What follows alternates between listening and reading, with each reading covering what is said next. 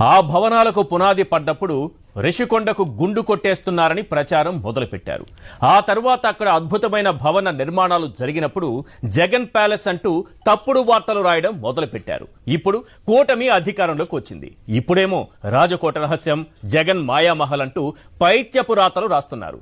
నిజంగా అది జగన్ సొంత ఆస్తే అయితే ఇలా చేతిలో గంట పట్టుకుని ప్యాలెస్ లోకి అడుగు పెట్టేవారా? అది ప్రభుత్వ ఆస్తి కాబట్టే దర్జాగా అడుగు పెట్టారు. ప్రైవేట్ ఆస్తిలో అడుగు పెడితే కాళ్లు ఇరుగుతాయని మీకు తెలుసుగా. అలా ఇరగలేదంటే ఖచ్చితంగా అది ప్రభుత్వ ఆస్తే. పోని జగన్ కట్టుకున్న ప్యాలెస్ అంటున్నారుగా, అయితే ఆ ప్యాలెస్ పత్రాలు పట్టుకెళ్లి నేరుగా ఆయన చేతిలోనే పెట్టండి.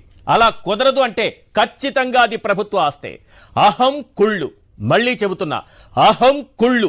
ఒళ్లంతా పేరుకుపోయిన బ్యాచ్ కు ఆ బిల్డింగ్ ను చూసి దిమ్మ తిరిగి మైండ్ బ్లాంక్ అయింది. దానిపై బురద జల్లకపోతే మీ నాయకుడు ఎందుకు ఇలాంటి బిల్డింగ్ కట్టలేకపోయాడన్న ప్రశ్న ఎదురు కావచ్చు. మీరు చెప్పిన 500 కోట్లతో జగన్ అలాంటి రాజమహల్ కట్టగలిగితే 1000 కోట్లతో అమరావతిలో అలాంటి బిల్డింగ్లు ఎందుకు కట్టలేకపోయారు?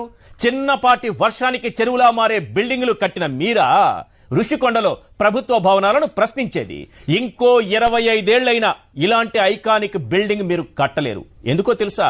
మీరు కట్టేవన్నీ గ్రాఫిక్స్ బిల్డింగ్లే, గాల్లో మేడలే.